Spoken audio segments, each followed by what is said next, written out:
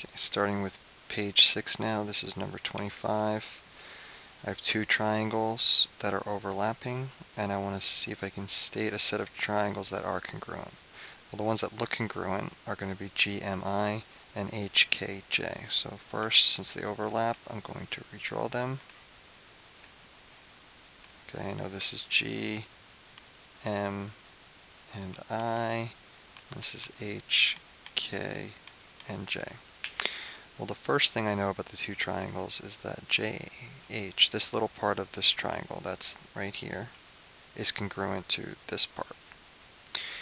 The bottom parts of the triangles also have this in common. They both share this HI segment. So that's reflexive because it's congruent in both. So if you look at the bottom of this first triangle, that's this one segment plus these two parts. And then if you look at the bottom of this second triangle, you have your one segment plus your two parts.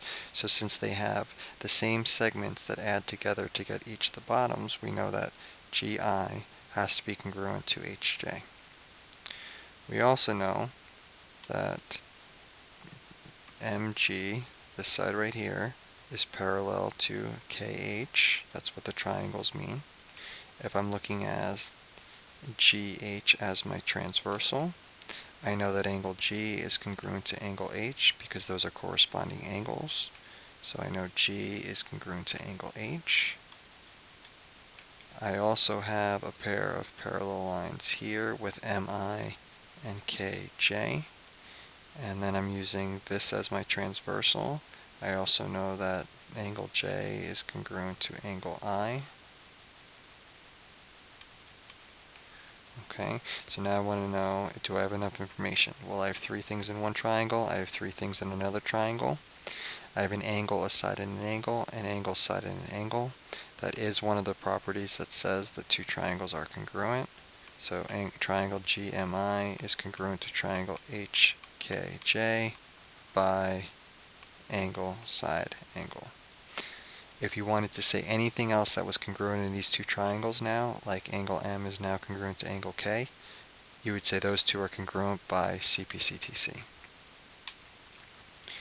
Alright, number 26.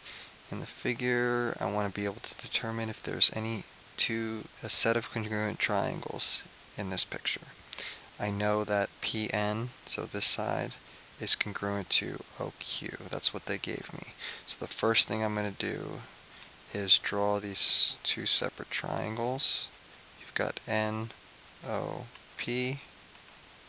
and you've got triangle OP and Q. So from the picture, I already know that ON and PQ are equal. From the given, I know that PN and OQ are equal. And now I have to find one more piece of information that makes these two triangles congruent. Well, they both share side OP.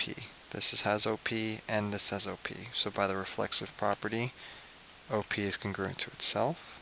So now you can say triangle ONP is congruent to triangle PQO by side, side, side.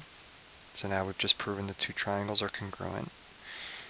But it wants to know how I know that angle N, right, angle ONP, that's this angle right here, is now congruent to angle PQO, that's this angle right here.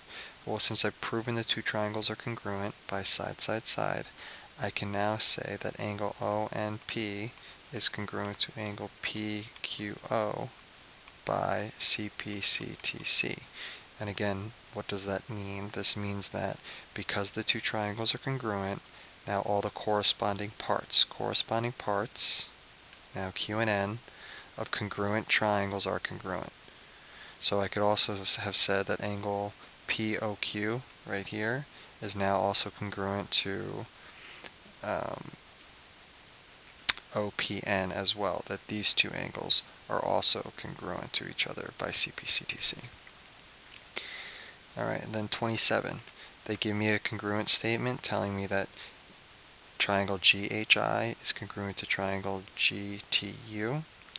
Just by looking at the congruent statement, you know that G goes with G, H goes with T, and I must go with U.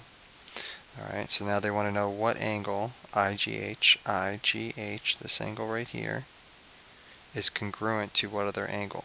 Well, we know it's going to be this one here since these are vertical, but we have to make sure we match up the right letters. So if I look at my congruence statement, it has to go with U. Okay, so U. G is with itself, because reflexive and vertical, and that makes H go with angle T.